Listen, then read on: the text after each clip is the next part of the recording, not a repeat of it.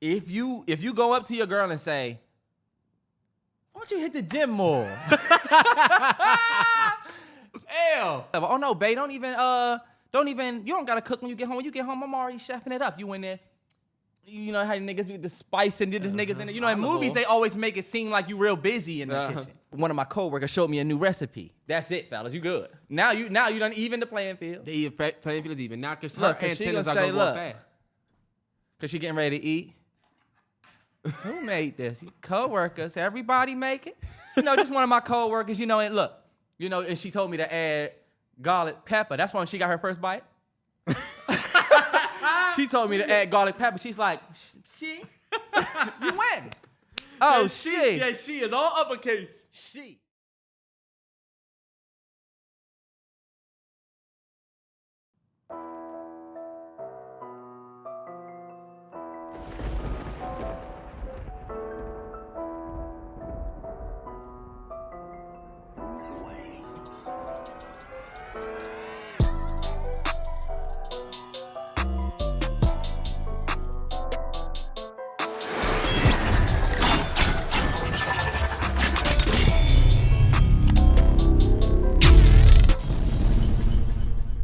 Yo, welcome to the MalloryBrosPodcast, episode 168. We turning up. Happy Friday. I wish we still did the intros. Is my guy sitting right here? But yeah. You always make it the most awkward shit ever. Like, we haven't started 150 of these joints. He's sitting here. He's a. I'm on my chill, you know.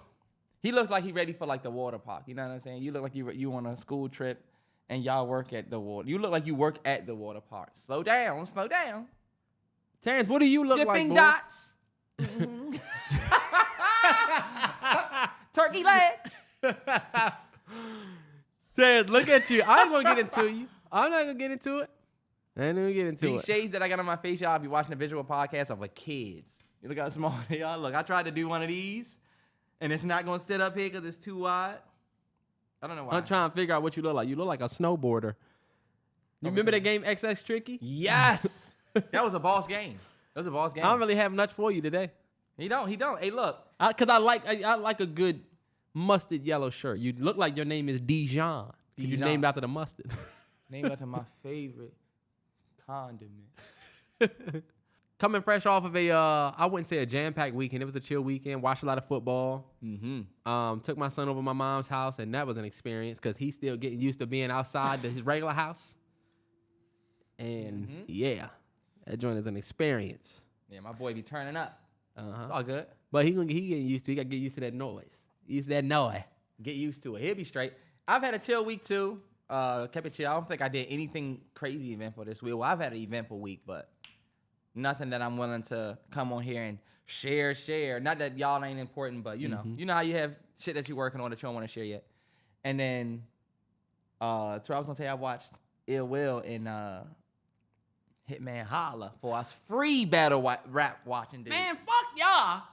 I'm a URL app paying by the pay-per-view type nigga. Y'all already know how I am. I have a Patreon. I'm all with the membership shit. Nah, you right. I'm with it. I wanted to talk about Max Out last week because that was last week. I just forgot to bring it up.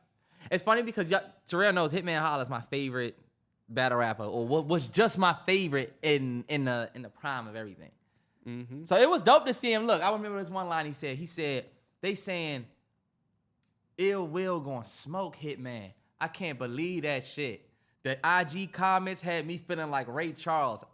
He said, what'd he say? Had me feeling like Ray Charles. How you gonna fuck the line up? I fucked it up. I feeling like Ray Charles. I literally can't. What'd he say? He said, let me feeling like Ray Charles. I can't believe. Terrance, honestly, that line was not that line hard. Was fire. I'm sorry. If you've seen it, it was fire, and I fucked it up. I'm sorry. I gave the battle to Hitman 2-1, but I would not argue with a nigga that gave it to Will 2-1 because Will put on a performance. If you don't watch battle rap, y'all, ARP and RBE, the Hitman's first round was nuts. It was nuts. That was crazy. He won the battle. Look, he won the battle easily off that. He easily just won from that. I didn't even have to watch the rest, bro. I hate niggas like that. But that was a great event, man. It's a great card. All of the battles are now. You can still get the pay-per-view. Shout out to ARP and RBE. And shout out to all of the niggas that's supporting these leagues for real. You look like ARP. Buying the PPVs. Support URL. I'm still a URL nigga. I still have the app. It's $7 a month. Niggas complain. So niggas might not even know what you're talking about. Imagine me bringing up like Yu-Gi-Oh cards and you're like, Yu-Gi-Oh cards, they $7 for $8.99. Go and get your Yu-Gi-Oh.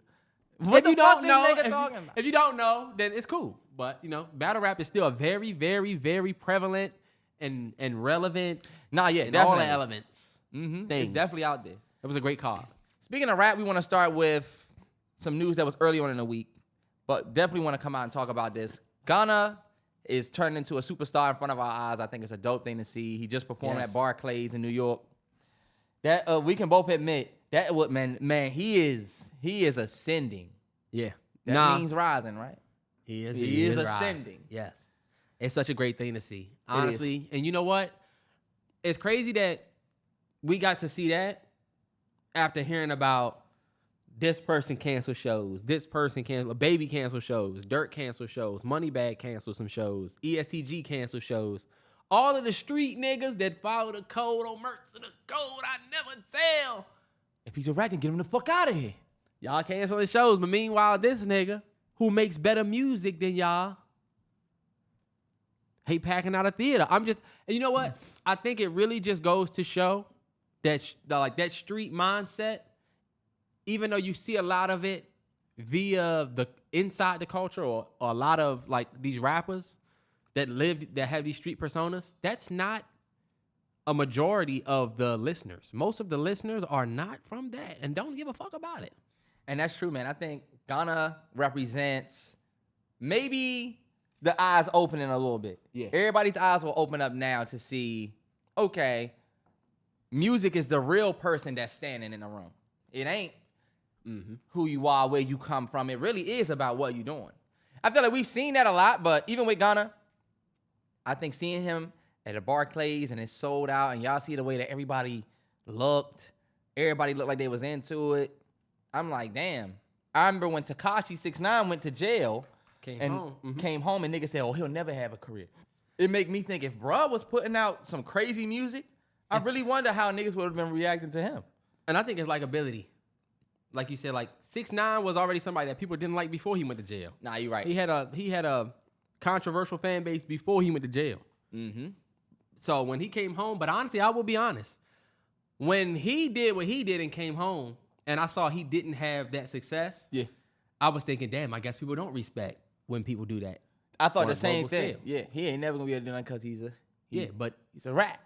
But I think when Gunna faced some of the same accusations or the same thing, it's different. Bro, and luckily, when he faced his allegations, he came out with nothing but some great music. Soon as he got out, we got like a month, and then this nigga put out, to me, one of the albums of the year. Yeah, 100%. I want him to get that album of the year nod. That would be dope. For the journey, you know? Yeah. I ain't gonna sit there and say it's the most pivotal, most crazy album that I've ever heard, to me, that album, the replay value on that album has not declined. And I would tell you the honest truth, like, not changing the topic, still on Gunna, because I did want to say this, but while we talking about like the albums of the year and stuff, like Utopia, to me, the first couple weeks, I was listening to a lot of it. Now, I find myself listening to less of it. Yeah. I'm going back to Thank God, Meltdown, Fiend, Del Resto, because y'all know. But a lot of it I don't listen to. Like, I don't listen. Like, Topia Twins, if I get to it, I'll listen to that. I'll listen to it. No, I'm saying I'll listen to that one. But a lot of them other ones that's in there. I'm surprised you say you don't listen to, that you listen to Meltdown. Because Meltdown is crazy. I find myself skipping that joint. Yeah. I will skip Meltdown. Like, it's cool, I get it, you know. But I don't know what it is that makes me skip that joint. Nah, but you're right. It's definitely not like Sicko Mode. Sicko Mode, you gonna play that joint. Yeah, I made a bold statement to Terrell off air, but I'll bring it on air, whatever. We still on Gunna. But I told Terrell I thought Utopia is Travis Scott's least, because I don't want to say worst, because worst sound bad. But to me, I feel like Utopia is at the bottom of the list when it comes to Travis Scott albums. Especially and it could be the opposite of recency bias. Yeah. Like, it could be the fact that it's the newest, so we hating or whatever. But when I go to the replay, when I listen to Birds, when I listen to Astroworld, even when I go back and listen to Days Before, I don't find myself skipping as much as I do on Utopia. Utopia, yeah, I do skip a lot on Utopia. I do. We talking a lot about Utopia right now and Travis Scott. Why? We was talking about Gunna. Because we were talking about Gunna getting the album, the hip hop. Oh, okay. He probably won't win hip hop album, like the hip hop album. We talking about, I guess, Grammy or whatever, like the awards that he will be nominated with. It'll probably go to Travis because of how big the album was, or shit. It might even go to Uzi, but because of how big the albums were. But I think he put out an album that replay value is up. Now I didn't want to say this back on Gunna, especially back on that situation. Did you happen to see what Van Lathan was saying about celebrities and characters? So, in so many words, shout out to Van Lathan. He was a guy on, if y'all know who Van Lathan is, he was a guy on TMZ when Kanye said that shit about slavery was a choice, and he was in the black dude in the back that was like, what you saying is some bullshit, and frankly, I think that guy. But on his podcast, he was talking about how, think about black folks, right? Yeah. We just watched The Sopranos. You know how you think about Tony? Mm-hmm. You know, or even Sons of Anarchy. One of the biggest things you never do in a motorcycle club is snitch or rat. You know what I'm saying? Mm-hmm. Or work the feds. Or this motherfucker's wearing a wire. Oh my, we gotta kill him. Yeah. You know what I'm saying? So as fans, we pick up on the fact that that is the way of the show. That's even gang culture. It's not just Italian culture. No, you're right. Like that's just. But I'm just speaking world tough guy talk. You're right. Yeah. But I'm speaking specifically to us because of how we watch. We know that that's also real shit, like in the streets. Okay. But for us, we watch Tony and we watch all of these shows, and we know, we would say, Tony gonna have to kill his ass because he's snitching. Or, oh, you see he working with the feds, they gonna kill him. Or he better not. You see how we talk? We don't come from that, but that's how we talk. But we understand the environment. Exactly. Van Lathan was talking about how hip-hop has gotten to the point where the average fans, especially fans from other cultures that don't understand that certain shit is real, they look at the persona of these rappers and these codes and the fact that they street dudes, and they live on that. And they look at them the same way we would look at a Tony. But the difference is that shit that we watch is a show, and these people's lives are real lives. You talking about Gunna and the snitching thing? Talking about Gunna and the snitching thing. Yeah. It's definitely, and we've talked about it before. Like, when you are a superstar, you definitely have to live on that edge. But like I said, I think he's proven that you don't. And what if it do come out that he really did snitch on Thug? And Thug gets 58 years. Does that mean that the music that we enjoyed, we didn't? No. Yeah. You still enjoyed that music. That's the fucked up part of it. So, all of that aside, I think the set list that he performed was dope as fuck. It was dope as fuck if you saw the set list, and I think it was lit. Shout out to him. I mean, hey. That was dope to see. And he got 2 more tours. He got L.A. that he doing. He got, and I think one more, I forget. Who would have thought that you'd have been this big when you came out? Looking at everything he faced? Nah, for sure. When you was writing Comeback player of the year. You was writing Turn Your Back. You weren't thinking that there was going to be this. But also, man. I know. The Colorado State head coach. Colorado State. Did you see that? I think I just saw that. All right, bet. Colorado State head coach Jay Norwell, he said this about Deion Sanders. Obviously, they might be playing, or he might just have some Colorado beef. I don't know if that's who they play now. I wonder who they play tomorrow. Keep going. I'll look it up. He said, when I talk to grown-ups, I take my hat and glasses off. That's what my mother taught me. Right? Uh-huh. I thought it was funny. First, I'm going to just say this. He's hating. Right? Yes. I don't think there's anything wrong with Deion Sanders wearing glasses when he's interviewed or having a hat. I think that's just being nitpicky. That's him being on some nitpick shit. But I don't even really want to talk about Deion Sanders or this head coach right here. Yep. I thought it was funny that he said, when I talk to grown-ups. What do you mean when you talk to grown-ups? This sounds like a parent-ass motherfucker. He know what he doing. But look. Oh, they play Colorado State. Bet. So this is spicy. Mm-hmm.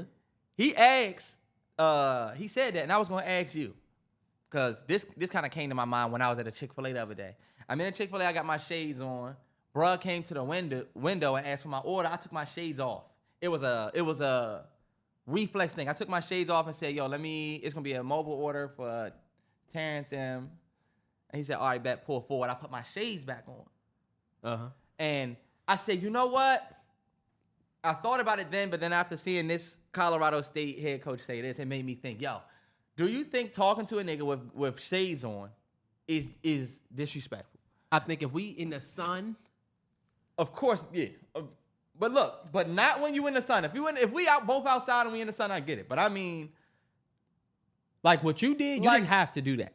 Oh, okay, yeah. You ain't have to take your glasses off because you in your car, it's sunny as fuck, it's bright as fuck. Okay. Like I wouldn't have thought anything of it. But I'm also in I'm in the Chick-fil-A where, mind you, I didn't take my glasses off because I took them off because I said I don't need glasses. I have on glasses. Nah, yeah, I actually respect that about people that take off. A nigga will be in the darkest place. I watch the VMAs. Y'all know how many niggas are standing out there, dark as hell, watching performance with the shades on. And you know what? I just chalk it up to people probably being hot up, or they try. You never know. I'm gonna keep it a hundo. I feel like it's a disrespectful thing to talk to somebody with shades on and there's no sun hitting your face. Who do you think you are? You ever talk to a nigga with shades on? Let's just keep it a hundo. You ever talk to somebody with shades on? You can tell that they know that they have on shades. You know what I'm saying? Nah, yeah, but it all depends on how they act. It's not the shades that's disrespectful. Maybe it's not. It's the nigga that's wearing the shades and how they act. Because when you trying to be a cool nigga, especially if it's women around, it's like, all right, bro. Yeah, like I'm in the drive-thru and I just felt a way saying, yeah, it's gonna be a mobile order. I'm like, look at this. I feel like he gonna look at me like, look at this nigga with shades on. And you had them on? No, I did not have these on. I just put these on just for the pop. But I do see how people can you talking with shades on, take those fucking glasses off. Let me see your face. You know, old school people. I can see it. I understand. As far as Deion Sanders too, there's another thing. No, first of all, Colorado State coach, he's hating. He's definitely hating. Because you wouldn't take I do agree with you about talking to the niggas with glasses on. Most of the niggas that I talk to, the bad experiences with niggas that I talk to with headphones on, they be high. Headphones or glasses. Looking for a 5-stick. But I'm just starting to get that respect about me to take my hat and glasses off when I walk in the building. It's a weird old school thing that I'm starting to pick up. I'm not taking my hat off if I don't have a haircut. And if I walk into a church or somewhere where they say take that hat off, like an older woman tells me, that'll be different. But he said if I walk into a church, like you just gonna be strolling the streets one day and just say, look, a church. Let me walk and stroll. I'm saying if you go in a church, if you don't even a church is one of the few places. Church, the bank. Yeah. You taking your hat off in the bank? Yeah, because first of all, I'm black. Number one. Number two, it's a respectful thing. I don't know if niggas know this. But if you go in somebody's house and you ain't got a haircut, you ain't taking your hat off. Would you respect the bank? But the bank, out of respect for the tellers, you supposed to take your hat off. Y'all never learned that? You supposed to take your hat off when you go in the bank? But you ain't gonna take your hat off when you go in somebody's house because I ain't got a haircut. Where's your respect because there? It's not a bank. But you still, it's a sign of respect though. Why does the sign of respect change? That's why I said if I go to somebody's house, and they want me to take my hat off, that's one thing. Like that's why I said older people. You go to mom and dad's house, do they say, hey, take that hat off your head? Now, if I go into somebody's house, I don't give a fuck if I don't know them. If they say, yo, we don't do hats here, all right, bad. I don't give a fuck if I got the scruff. I'll take it off. When he take his hat off and they see that Brillo pad mess he got up there, they gonna say, put it back. Put it back on. Let's go this way. It's like, nah, but I do see it that I take it. I do see it like I should take the shades off. Shades for sure. The glasses. You talking to somebody mother with shades on? These young dudes different though, bro. They wear shades inside. They don't give a fuck. Like, we still kind of have that essence of, all right, but there's no sun in here, so why do I have on shades? I should take them off. Some of you niggas is cross-eyed, too, and got that lazy eye. Like, no, we didn't tell you niggas about yourselves. Fuck that. This ain't no new code. This ain't no old nigga way. Terrance, it is. Y'all who are in the, I don't think it's an old dude way. This is like a girl saying, oh, putting your purse on the ground. They say you're not supposed to do that. That's an old woman thing. Nah, that's like the way. You shouldn't put your purse on the ground on the floor. I think, low-key, men who do move with respect, you want to know when you niggas are getting intimidated? When y'all get around them business white men. And look, I'm just going to put it out there. I'm sorry. I'm not going to give it race. But when you get around them government dudes and you see the way that they live and the way they move, let's see if you feel the same way about keeping your hat. Nah, 100%. Feel me? Because if you don't, then it's like, all right, what we doing this for? Not that we got to live like them, but you start valuing. Don't try to make it an old person thing. And that's the thing, too. People, it's not that you see them and want to be them. It's you see certain people live a certain way, and you start valuing yourself more. Yeah. People will make it seem like, oh, he got around them and tried to start acting different. Nah, he starts seeing his own value because he was on bullshit that you still on. And I don't think me acting different is me saying, I'm going to take my shades off because it's a sign of disrespect to talk to you with shades on. Nigga, I don't want to talk to you and look at your shades. Maybe I am an old nigga. Yeah, exactly. Take the shades off, nigga. Then I can understand you. You still need to see a nigga's eyes, old nigga, cataract. That's kind of how I feel about it. Like, whatever. And look, I was going to say this about Deion. I feel like people be sending me Deion shit. Like, when Deion won, everybody was just mentioning me under it. I am not a Deion Sanders hater. I am not against Deion because I think last week we talked about how last week I was saying that there's reason for people to hate on Deion. And there is. Did y'all see the nigga get off the bus? He gets off the bus first. The camera's coming. And I walk now. It's like he's like the sweetness of football coaches. College football, yeah. And I'm not saying I dislike that. I actually fuck with Deion. I want Deion to win every game. Yeah. I just understand people hating on him. Not but people tagging me, I'm like, yo, why are y'all sending me this like I'm a Deion hater? I'm with y'all. And then people act like they don't remember who Deion Sanders is. If you didn't grow up watching Deion, right? You don't get this nigga loves the camera. His nickname is Prime Time. He loves to be the center of attention. And so some people don't like to see Deion being flashy and stuff. Right. They would rather see, the kids. And he does talk about the kids. Every chance he get, he talk about the kids. But we still following you around, nigga. You see his whole family do the KFC commercial? And first of all, Terrance, I did not know these college athletes was getting money like they getting money. Man, they getting money. These NIL deals, I thought they was like, oh, you could get a little coin off your jersey. I didn't know they was making millions of dollars. Yeah, but I heard that shit comes with little caveats. Something like the, you sign what do you call it when you're a music artist? You sign a 360 deal. I saw somebody talking about them deals and how you got to be careful because you could sign an NIL deal for some fuckboy shit. And they'll say, if you make it, half your profits from year one, you give back to us. And since you a young nigga, you thinking, all right, fuck it. They gonna give me $1 million right now. You get $1 million now, you make it to the league and you sign for $50 million. They want 25. Nah, oh, no shit. bullshit. I ain't know what I signed. No bullshit. So it's a weird thing. Oh, yeah. Not yet for sure. I'll do that. Bow Wow said some bullshit. To me, it wasn't really bullshit, but I'm gonna tell you why shit like this kind of make me, it's just something that rich people do. He said, I just woke up thinking to if y'all don't know Bow Wow, y'all know Bow Wow. But just woke up thinking to myself like, man. If y'all don't know Bow Wow, y'all know Bow Wow. If y'all know David, y'all know David. He said explain I'm not going to explain who Bow Wow is. If y'all know Bow Wow, you listen to this podcast, it's crazy. He said, just woke up thinking to myself like, damn, man, I never been to college nor prom. I want to pledge so bad. I wish I was a part of a fraternity. Y'all, this the part right here. Everything else is fine right there. He says, y'all think I'm lucky because of my lifestyle, but I really want what y'all have. Man, this is the shit right here that celebrities will do. Mm-hmm. That's like I never liked That's a good combo, though.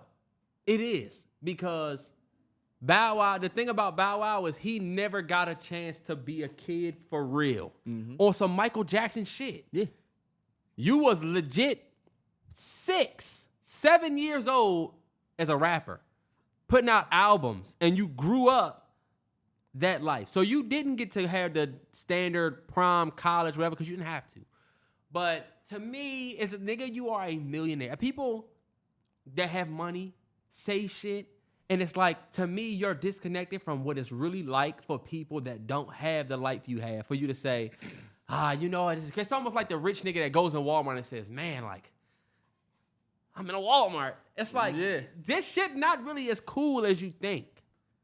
And everybody basically was kind of agreeing like, I would much rather be a millionaire and you can have my prom, my graduation, a whole college. I don't give a fuck about none of that. I would rather have your life.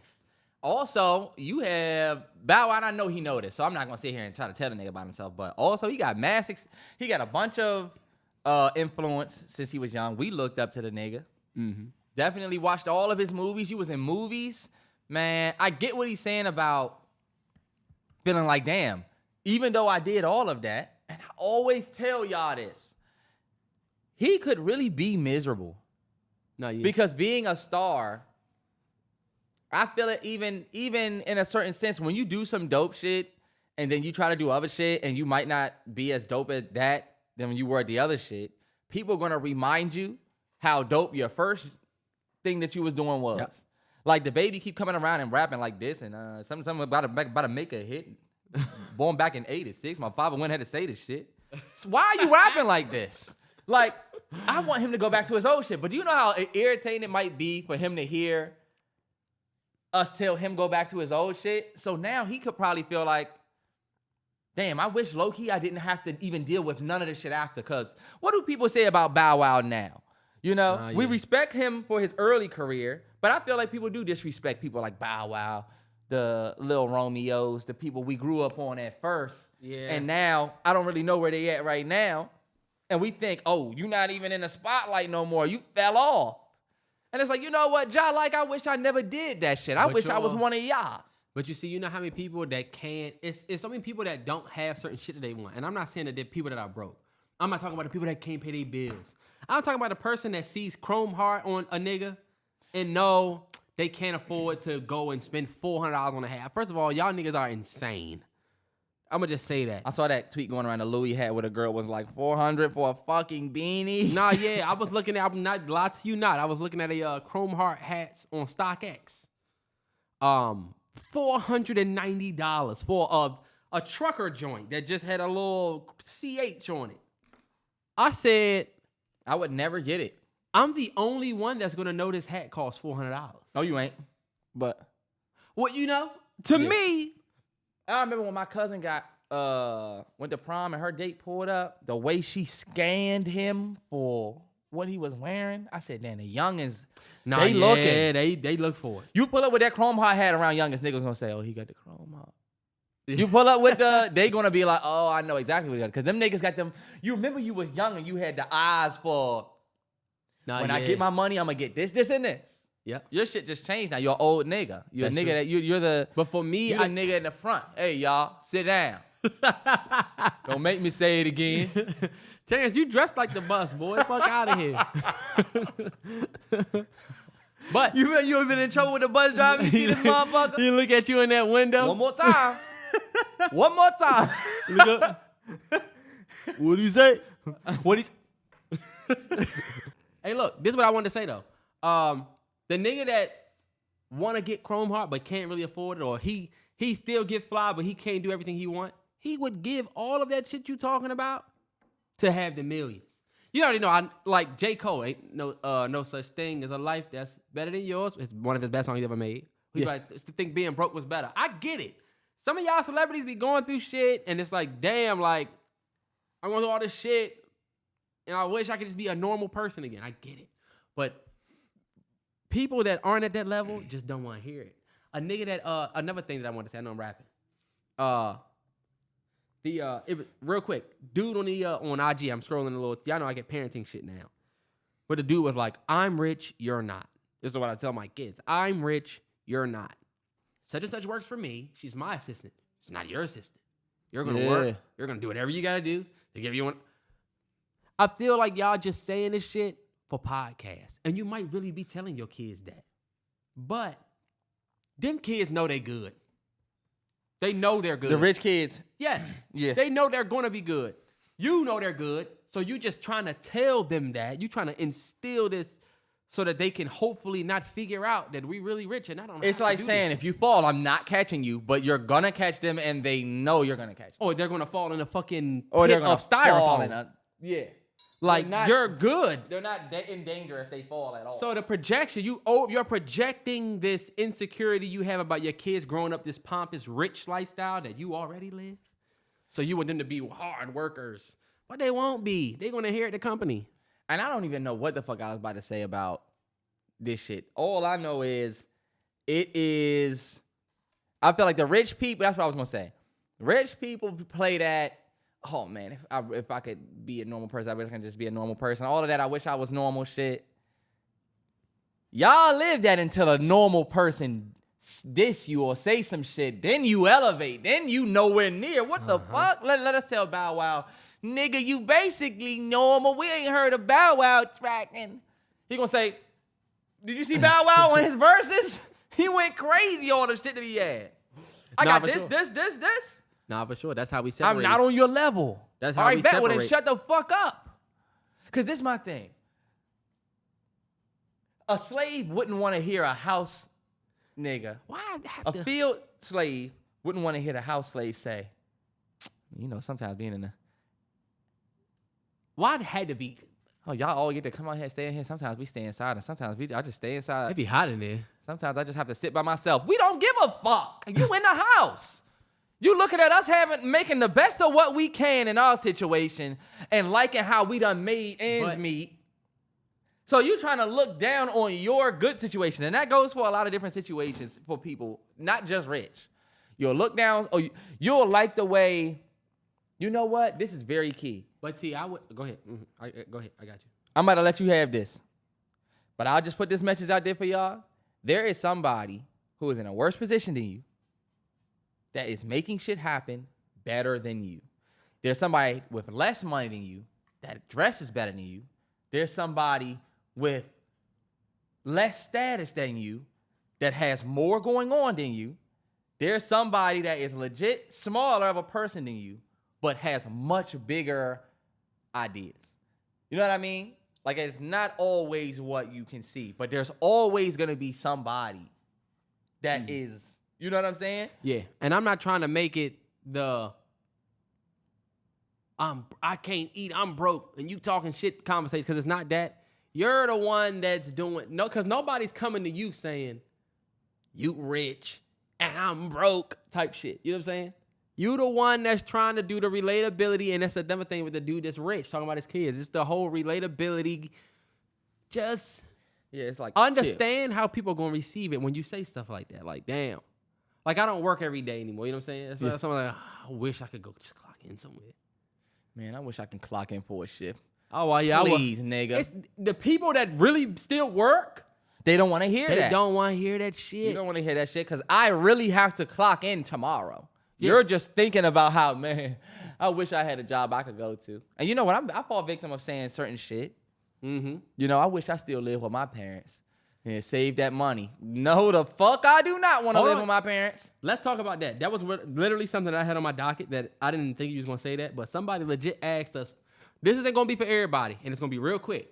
Before we move to that, let us know what y'all think about celebrities and them being rich and how they feel about wanting to be on our level. I know y'all probably have some intricate opinions on that, but what do you think? Y'all think Bow Wow's tripping? Y'all think he got a point? Y'all think you don't want to hear it? Wrap us up in the comments, dog. Let's get it popping. Yeah, for sure. And then also, what I was going to ask you, just while we stand on the on that, somebody did ask us tips for moving out of your parents' house or thinking about it or what you should do first type shit. Tips for moving out of your parents' crib. I say you're going to be eager to move. And it's funny because we got some people who, y'all been through this. A lot of you probably have already been through this. But who you choose to do it with if you're not well off, because we're going to keep it real. Most of us, when we move out of our parents' house, it's me, and it's going to be my boy Elrod and my man DeAndre. Yeah. And we all going to give each other money. Those situations are tough, and you got to make sure that you really locked in with the people you choose to live with. Don't just move out with bruh because he go to school here and he needs somewhere to stay. Nah. Yeah. I say family always works. Moving in with your cousin, she want to get the fuck out of aunt's house. Yeah. Y'all both come from the same food, same branch. But even that is the side of your cousin you never seen before. That's true. I would say move out with, if you're going to move out with somebody, because I didn't think about that. Move out with somebody you've already argued with. Already got that? Yeah, y'all already had your ups and downs. We already know how to clash and fix it. Yeah. You know what I'm saying? Mm-hmm. That's why when me and T moved together for the first time, it wasn't like moving. It was like... And then when we stayed in Florida, we stayed with somebody we grew up with. And even with him, we didn't argue because we grew up arguing with him. Yeah, we grew up together. Already going back and forth with him. Most good parents will welcome you back with open arms when you do come back because they normally already know, okay, you gonna do what? Okay, they letting you live your best life. And normally, if you are going to come back, and I think a lot of us who have moved out know, it need to be your last option because they can throw it in your face if they warned you. And they can't, but since it's your parent, you know, they get the abuse card that passes. Yeah. They can throw it back in your face because they was the first ones telling you should stay here. 100%. Yeah. And you know what's crazy about that is I already see elements of that with my son now. He's not even crawling. And I hate to make it, I'm not making it about me. You're not, but it's just like you see elements of your son moving out and he hasn't even walked yet. Doing things on your own, but I know I'm not going to let you fail. You know what I'm saying? Oh, okay. Yeah. You trying to roll. I'm going to let you roll on your own. I'm not going to help you get that shoulder up, but I'm not going to let you fall off the bed. You know what I'm saying? Yeah. And to me, that's what it comes down to. But I will also say, some parents want you out. You know what I'm saying? Let's flip it. What about the parents that aren't all for you being there? They are saying you need to, you know, do what you got to do. It's really going to be hard for the loners out there because you're going to have to depend on your community a lot of times. Yeah. Bro, think about it. When we moved out, it was a lot of depending on each other. And me and Terrell blessed to have each other. And the people who have brothers and sisters and cousins, they're blessed. The people who are loners and you do your own thing, you're going to have a little bit more of a tougher time just because you got to be community. And a lot more people are not about being community and not a lot about... Or you might have to get that roommate that you don't want. Get off of that. Get off. You may have to get that, but I'll say this. You may have to get a roommate or something like that you might not want, especially for the only kids. But at the same time, you just might have to do a little bit less in terms of the fun so that you can support yourself. We went through that a lot too. Yeah. Coming home from school with them student loans, I remember making more than some of my employees when I was just a supervisor, but knowing that we kind of had the same fun money because you don't have a fat-ass loan, car note, this note to pay back. You get to take that check you get and do whatever you want with it. Yeah. So it's definitely like something to think about. What I will say, though, is I know people always say stay as long as you can. But that ass, if your parents aren't kicking you out, I would stay as long as I could manage it. Me, Terrance, and my dad all became like men. Like my dad was already a man. My dad is a very traditional man too. He's a very, this is my house. Hey, it's not in my house. Not in my house. Oh, it's my house. I get to do what I want. He's that type of guy. Mm-hmm. So when me and Terrance became men, it was like, all right, bet we got to get out of here. Because we moved out at what, 18? Mm-hmm. But then we came back from college, 21, and I'm turning 21 year, I think. Yeah, it was no way we was going to be able to live in it together. Terrance is messing with women. I'm messing with, I'm bringing in my mom's house. It's just. Yeah, nah. That's just not a good look. So you'll know. And then sometimes you might have to sacrifice some fun to. I'll tell you what, number one, and probably this is the last point we'll make on it. You got to have your money situation right before you can make that move. Yes. The pressure and being so irritated and then just wanting to get the fuck away from your parents, that's going to weigh heavy. But trust me, if you don't have your money right, then you're going to fall on your face. And your parents know. I know right now your parents seem like annoying and they be seeming like they wrong, but they got their shit together. Enough for you to have a roof over your head. Yeah. So, you know, when you young and you going outside, you could fall on your face and be like, man, I'm just going to go to the parents' house. You fall on your face as an adult and you start saying, damn, okay, I got fired, so how I'm going to pay my rent? And then if I don't pay my rent, I'm going to get the fuck out of where I live and who I'm going to stay with. That's real pressure. I'll say this on the podcast because I think it's funny. Mom, I was talking to Ma the other day, like this was like 2 weeks ago, and she said, you know, I told Terrance, if he ever wanted to just come here, stay here for 3 weeks or a month and a half, 2 months, he could come. He could just have that room. I said, Ma, let me tell you something. Never. I said he would never do that. I said that would be rock bottom. Very rock bottom. Before he does that now. I said I could see if he was 20, Ma, like if he had just left. You better tell a 29-year-old man to come back and live with him? Not even with him, because I feel like I can live with my dad and mom. It's just that you're going to get to a point where you move out, everybody. And a lot of my people listening might be here. You move out, but now you're the journeyman of your family. You're the all-over piece. You are the plug and play. Like, something needs to be done. I know who we call. Our go-to, you know? Mm-hmm. And all of the kids get it. That's why I'm saying You move out of your parents' crib, and then that's like me moving back to my mom's crib. I know if I get there, it's gonna be like, oh, you know what we should do? We should take these blinds down. Oh, hell no. Because now I got to be a part of that, you know? Uh-huh. Oh, you know what we should do, dude? All those fucking branches back there, let's go back there and cut those branches down. What day you available? What day you free? And then look, they coming home like, he's not doing anything. And then they start saying shit like, you could have helped me cut the branches. I'm getting the fuck up. I'm getting out of here. When you don't live there, you could be like, yo, I was tired. busy.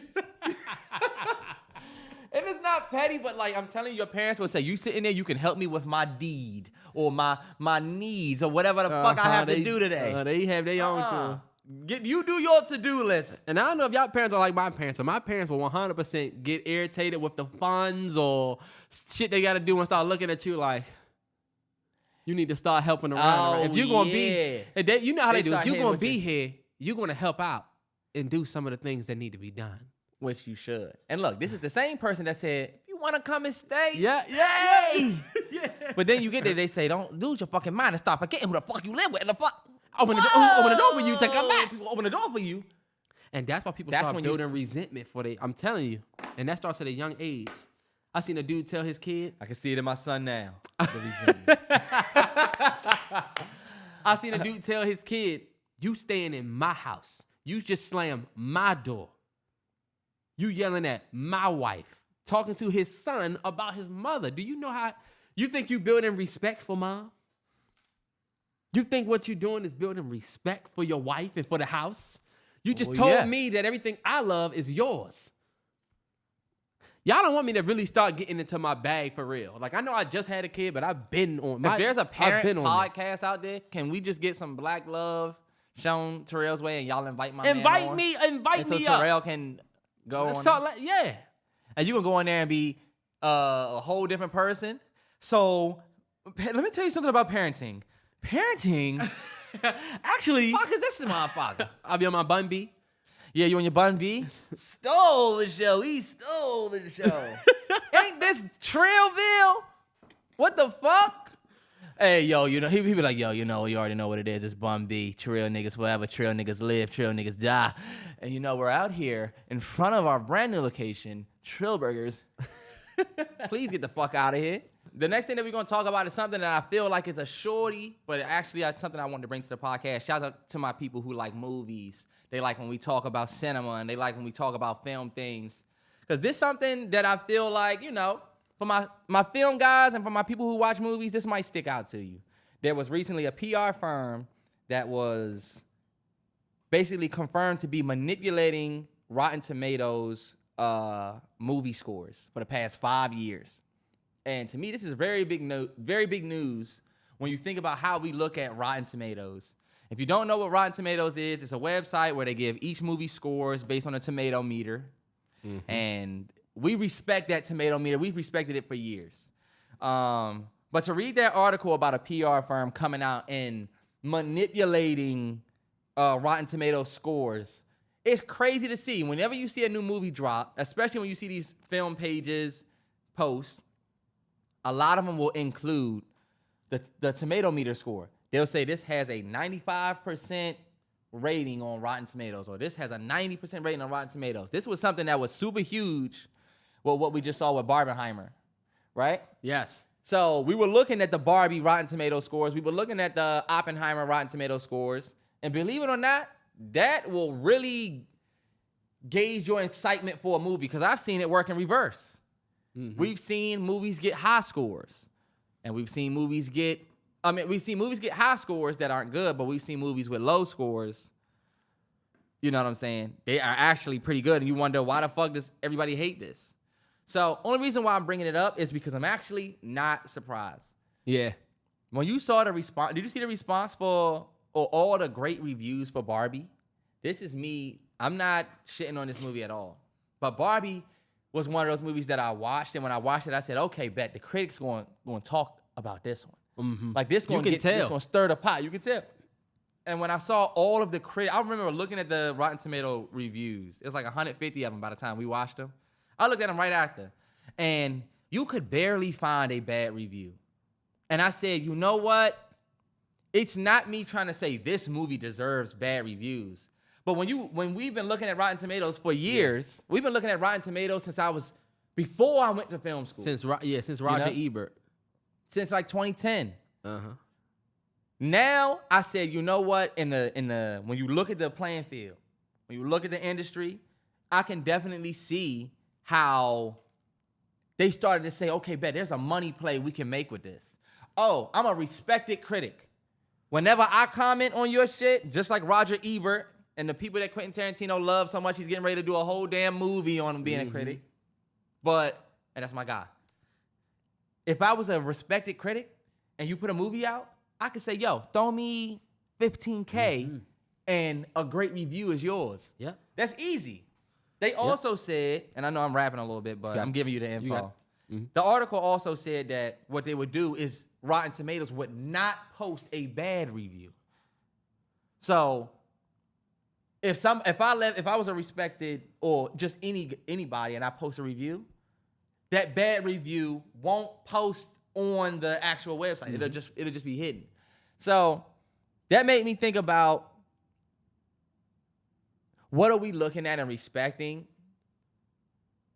that's supposed to be giving us info to what we fuck with, but it's really being manipulated. That honestly was some crazy shit to hear. Yeah. I'm a guy that goes and look for the tomato meter. I wait for the first reviews to drop. When the film has its premiere in LA or the film premiered here and those critics go cash their reviews in via Rotten Tomatoes, I wait for that. You know how they still, my film updates, film news pages will still say such and such premiered its first 15 reviews at a such and such %. Yeah. I look at that. So to hear about that and to see how quiet it's been behind that, a lot of people talking about it, I was like, you know what? Damn, this ain't right. But it validates one thing for me, and something that I've always said is that everything is for sale. Everything is for sale. Everything is for sale. And I mean, like, your freedom is for sale. Like, your image is for sale. We can make this shit look however you want for the right price. For the right price. And it don't matter what it is. I realized that dentists are great salesmen. Great salesmen. Because guess what? It's your mouth. And you start realizing that dentists are great salesmen when you go to a dentist that's like my dentist that I just went to. You can tell that anything extra that they got to do, they going to have to, and y'all might know a little bit more than me, but I feel like my dentist, anything extra they got to do, they got to pay for, so they won't want you to do it. They'll tell you, you don't have no cavities, but he might see a little one, but he don't want to do nothing. He don't want to do it because your insurance covers this. And we got a private practice, so we got a little small practice that's under your insurance. And that's why I said when you get with the ones that, we just going to try to plug your insurance because we're going to get you to pay for everything. You go to one dentist, he tell you ain't got no cavities. You go to another dentist, he tell you got 4 cavities, need a root canal, need a cap, you need a gold cap, you need that. And you know what? Yeah, that's so true. And just to not get too far away, but think about it, was a girl that was talking about why a lot of people missing their side tooth. Did you see that girl? Nah. She was like, there's a lot of people that have that side tooth missing. Yeah. Because a lot of people that get a cavity right there, you need a root canal. But a lot of state insurances or a lot of the standard basic insurance plans that come with state or, you know, that come with like where you live, like that's not the private PPO joints, they cover extractions, but they don't cover the root canal. So you got this deep ass cavity that's bothering you. You go in, they tell you need a root canal, but you can't do that because it's not covered. So they're going to charge you $650. And then they're going to charge you for the extra thing. You can pay us $75 and we'll take the tooth. So niggas give the tooth away. Yeah. But again, just back to the everything's for sale thing. I don't even know how I got to dentists. But with the movie critic shit, with the Rotten Tomato shit, it made me think, all right, bet. This is just another validation that it's humans that work behind all of this shit. Like we sometimes will be like, there's no way they could be doing this. Yeah. And that, with me being black and understanding the history of how shit went for us, I don't put anything past anybody in terms of like anything. I'm so used to this is how it really went down, but they told everybody it went down like this. so that it would be like, oh, well. Yeah. And we went from overt shit happening in our face to people saying, I don't know. I mean, I guess he just died. I don't know. I don't know how it happened, but y'all really do know. I thought about when this happened, I thought about the other things that could be manipulated that we looking at. Like, I think about how much stock we put into numbers now with music. And I think 5 years ago, we wasn't talking about how many records niggas was selling first week. We understood it. There was people who were talking about it, but I don't think you start a basic average fan talking, oh yeah, he about to do 200K first week. We didn't hear people talking like that, but now we do. And I think it's because of how much access we got to the numbers. And I think you saw with Travis Scott's last album, Utopia. He did a lot of backdoor shit that go through as just sales. I'm going to sell my vinyl record. That's going to count for a half of a sale or something of a sale. And then after all of this shit is sold, all this extra shit is sold, they say your album sold 500K. So that's why I'm saying, okay, bet. We're even seeing, like, Taylor Swift put out, like, 50 versions of her album. Please. Like, we're seeing that manipulation right in our face. They know what they're doing, yeah, for sure. Another thing is... She the boogeyman, though. She is. She get it done. She got it. Another thing is sports betting. I was telling Terrell, if you think with all these FanDuel and all of these people betting all of this money and putting all of this money on these betting apps, and these betting apps are now getting deals with the leagues, y'all think that if Kansas City is favored over the Lions by a certain amount and it's going to be a certain payout, y'all don't think they looking at that? And y'all don't think that could be manipulated on the field? Y'all don't think them refs might be a little loose? I don't think them refs. Did you see the ref for the what's the name of the NBA? Yes. And you know what? This is what I was talking about when I say it's humans. People that are just like you. Because we'll say, no way they cheating like that. Do you really think they cheating? Nah, he's not fucking cheating. No way they would do that. No way it's rigged. We make that person feel crazy for saying that, but it's humans doing this shit, bro. It's motherfuckers steal. No, you know what what was I getting ready to say? Oh, J. Cole said it best. How many faking they streams, getting they plays from machines? I can see behind the smoke and mirrors, niggas really not big as they seem. That's a fact. And like, that's another thing with music streams and all of that. That's right from the horse's mouth. Because everything is for sale. At the end of the day, everything is for sale. And that's that. The VMAs was just this past week.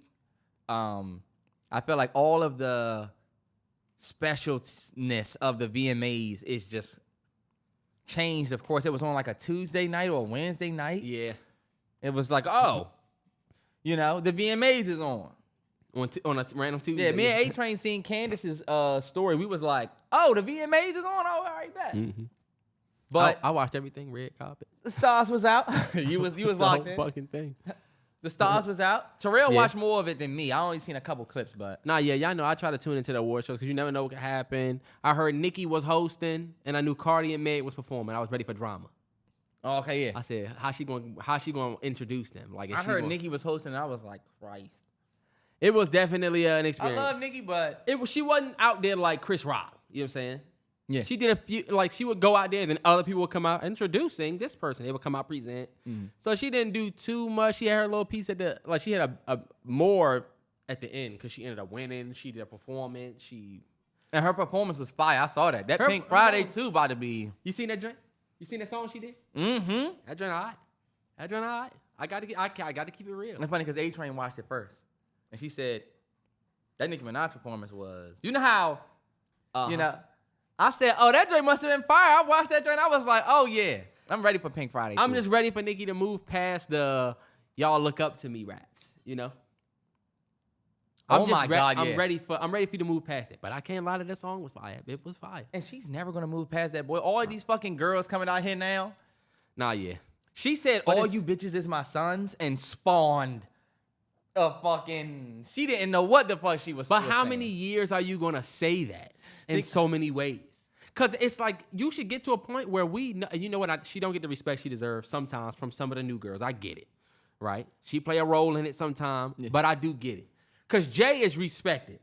Wayne is respected.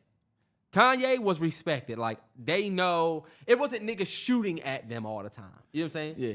They also didn't play a huge role in trying to, she's not innocent. Men are also men, and I don't want to turn into a gender thing, but like, Terrance, you go ahead. I just feel like you want to say women are more catty? Yes. They're not.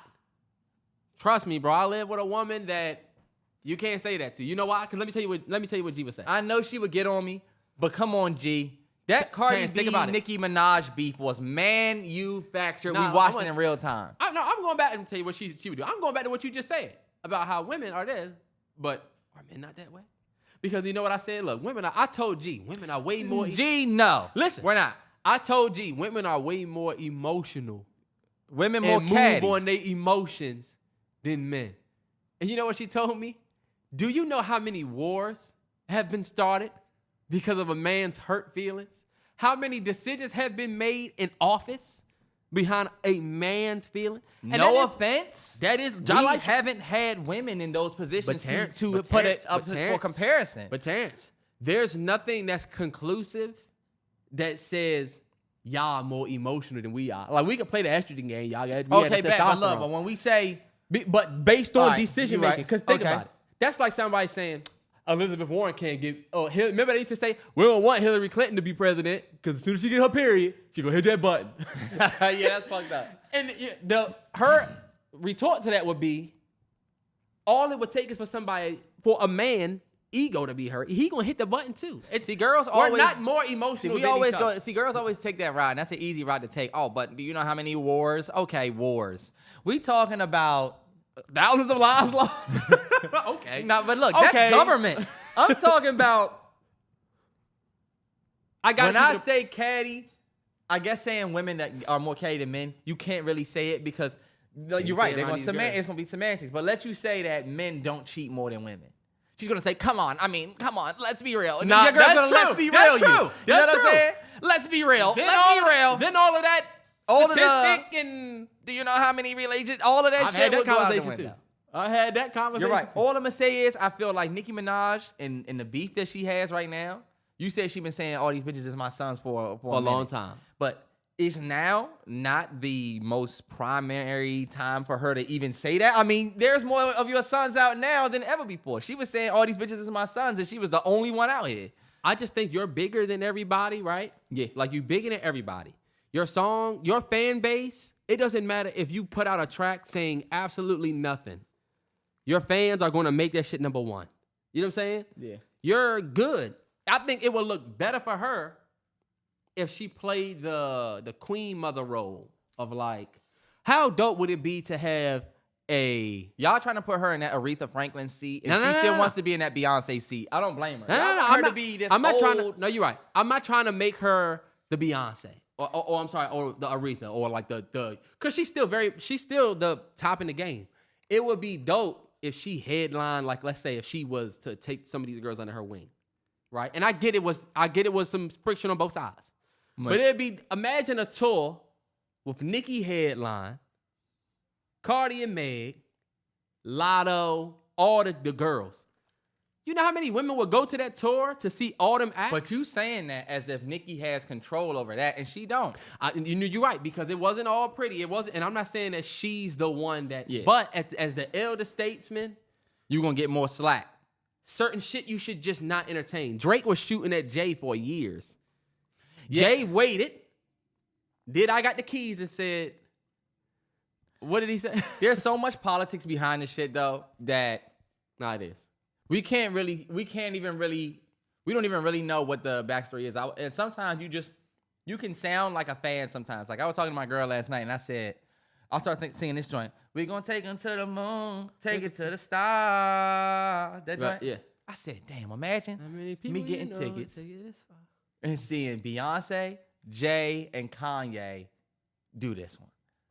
Like, imagine seeing Beyonce in the middle and you got Jay and Kanye on two sides.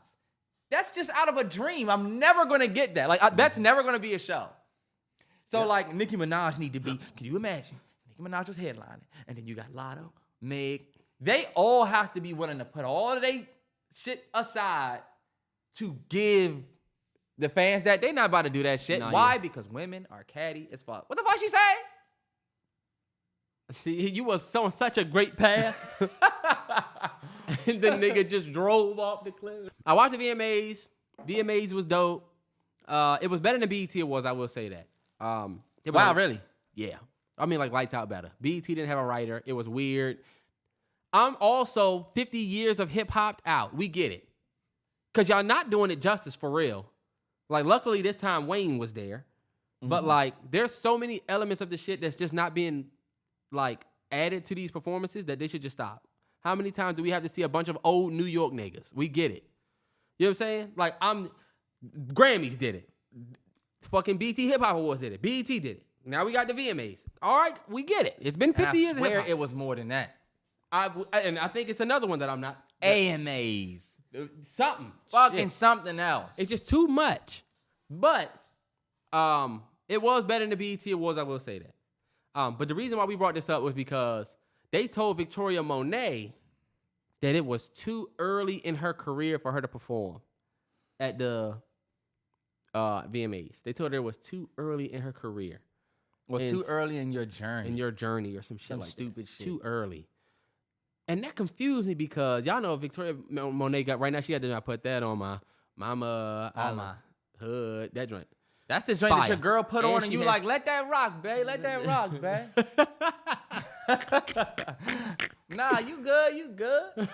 First you was bitching about her putting music on. Her album was pretty good, if you ask me. Oh, 100%. And this is my thing. It's too early in Victoria Monet's career for her to perform. Oh, really? But we can watch the chick that got a white boy on her roster, he feeding me pasta and lobster. We can watch her perform that bullshit. It ain't too early in her career to perform that bullshit. It wasn't too early in Lil Nas X career for watch him slide down a pole with a devil ears. Now, I will say this. When that nigga did that, he already had shook the world up when had the biggest song of all time with Old Town Road. No bullshit.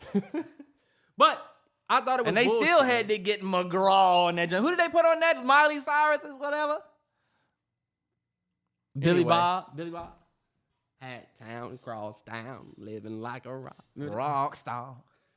Terrance, don't do that. Our reaction went crazy because it was actually fine. That was trust me, I'm not hating on it. It's just, they had early Mason. in career. Remember they had Mason Rude. Remember the young nigga that was yodeling in the Walmart? Oh yeah, the little whatever nigga.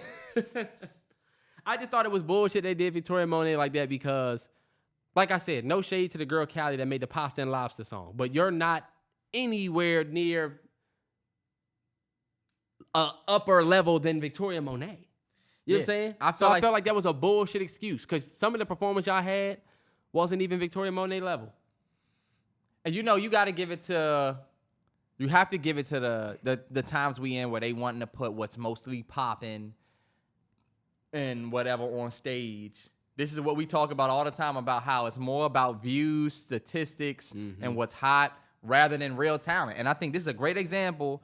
Victoria Monet's video, go look at that video. It's one of the dopest videos that came out this year. It's real dancing, real performance. It make you feel like you're watching an old school Beyonce video. And that's me literally hyping it. But I mean, that's me just comparing it to, look at SZA.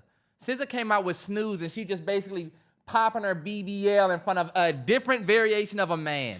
I mean, and there's even a robot.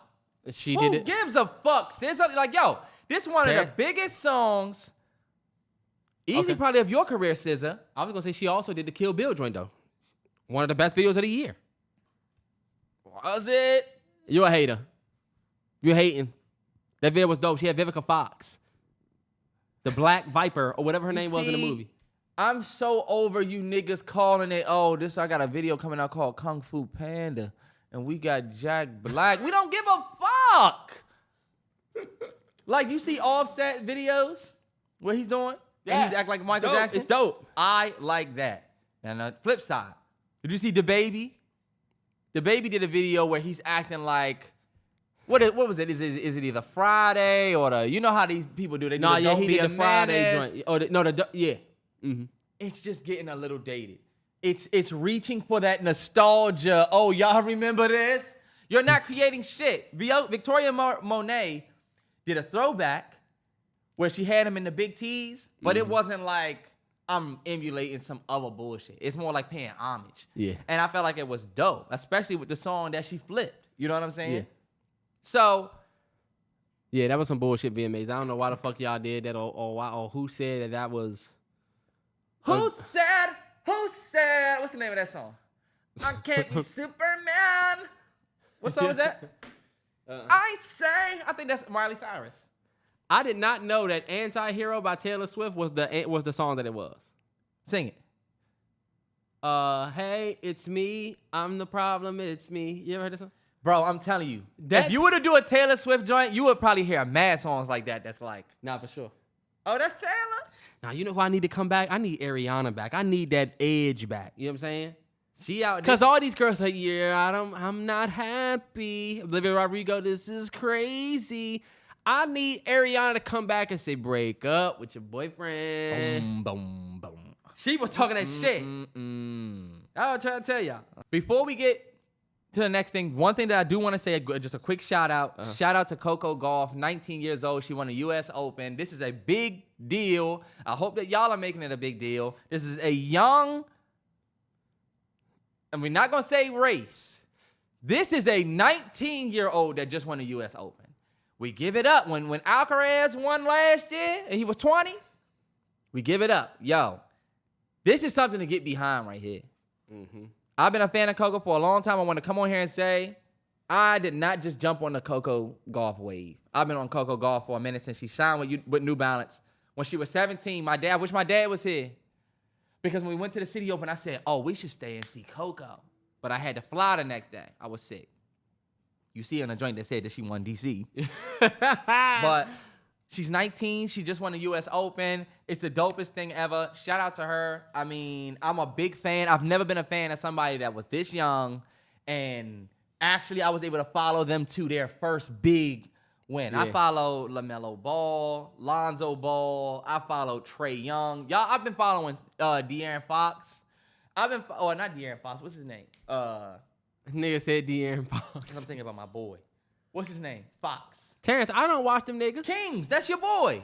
Oh, it's blanking my mind. Oh, the Kings? For the Kings. The point guard for the Kings. I feel like it De'Aaron is Fox.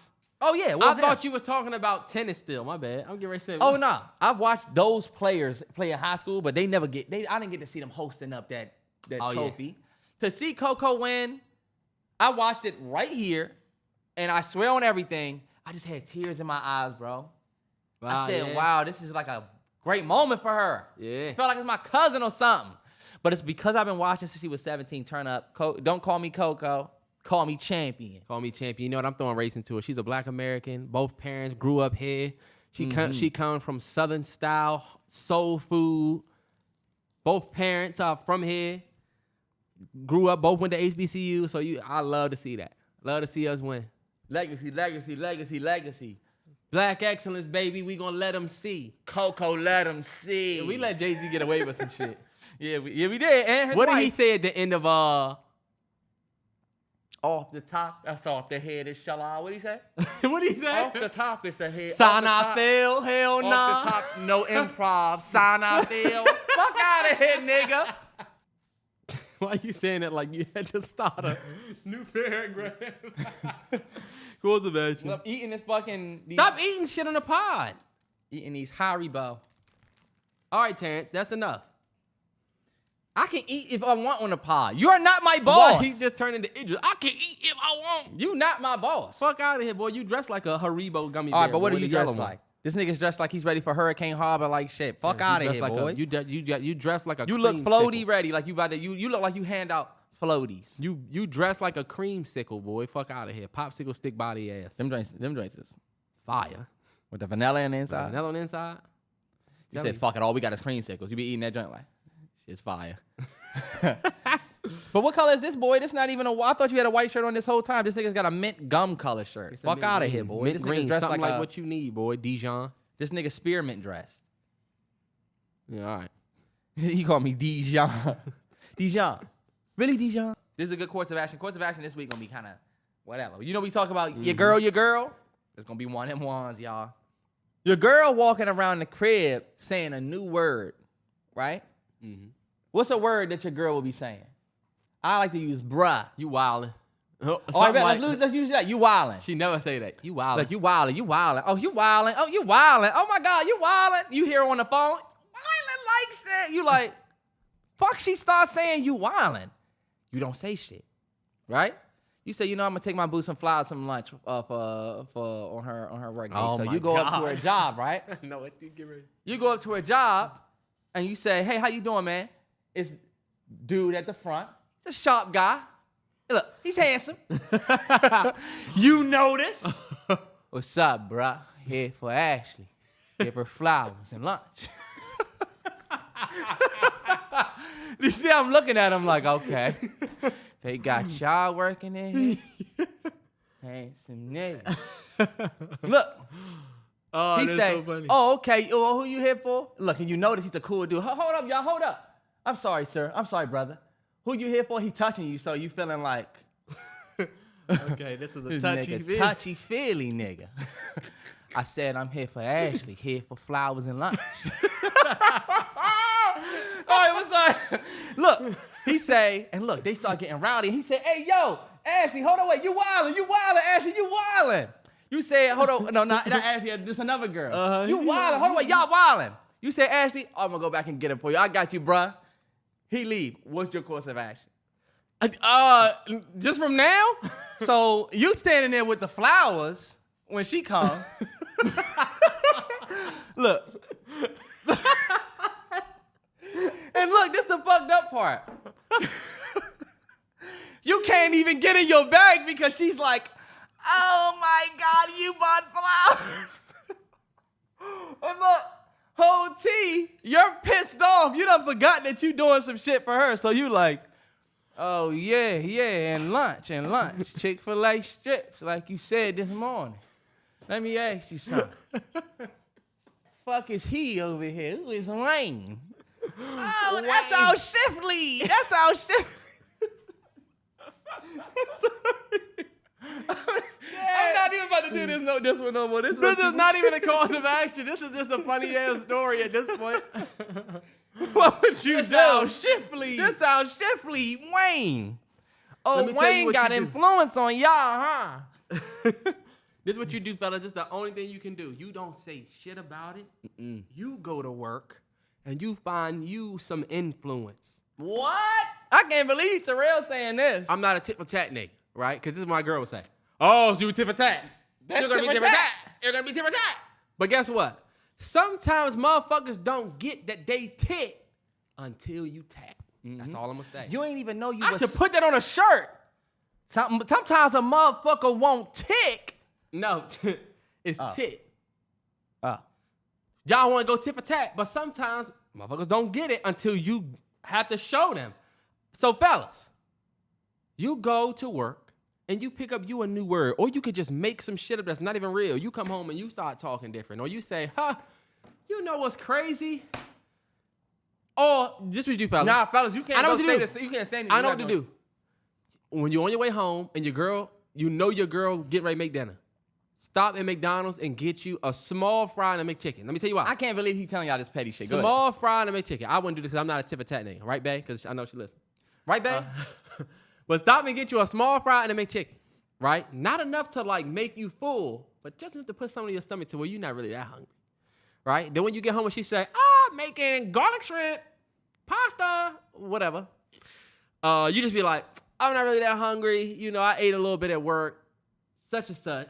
Make up a chick name. Such and such brought lunch for us, so we just all ate. Oh, okay. Uh-huh. You think make her jealous with the so-and-so eating lunch. Or you take it to the next level. Oh, no, babe, you don't got to cook when you get home. When you get home, I'm already chefing it up. You in there, you know how niggas with the spice and the niggas in there. You know, in movies, they always make it seem like you real busy in the kitchen. Yeah. She can say, what you doing? You know, they showed it, one of my coworkers showed me a new recipe. That's it, fellas. You good. Now you done even the playing field. The playing field is even. Now, because her antennas are going to go fast. Because she getting ready to eat. Who made this? Coworkers. Everybody make it. Just one of my coworkers, and look, and she told me to add garlic pepper. That's when she got her first bite. She told me to add garlic pepper. She's like, you win. Oh, she. Yeah, she is all uppercase. She. Yeah. She not gonna say shit. She just gonna come to your job and now all of a sudden she got a bun cake. Just thought that maybe you might want a slice. Yeah. Have everybody come and get a slice. Everybody. This the real thing that you gotta say for Wayne. I'm sorry. I'm just this type of nigga. I pay very close attention to the shit that come out my girl mouth. Right? I will pick up on it immediately if you start saying a new word. Oh, bruh. Oh my God, bruh. Bruh. I think I talked to a girl before, and this is before the girl I'm with now. But she came home, or you know, we stopped tall. You know how you had that break. Fellas, y'all know about that break. Uh-huh. Yep. She was fucking with some other nigga, start fucking back with me, but when now she talking to me, she's like, bruh. I'm like, Oh, okay. That nigga must have. this nigga you was talking to that was saying, bruh. Anyway, I would definitely say, oh, I see why you walking around the crib saying you wildin'. Or what happened as soon as she reached for the flowers, I'm gonna say, you wildin'. Hey, that's crazy, you wildin'. She gonna look so awkward. She gonna look. Huh?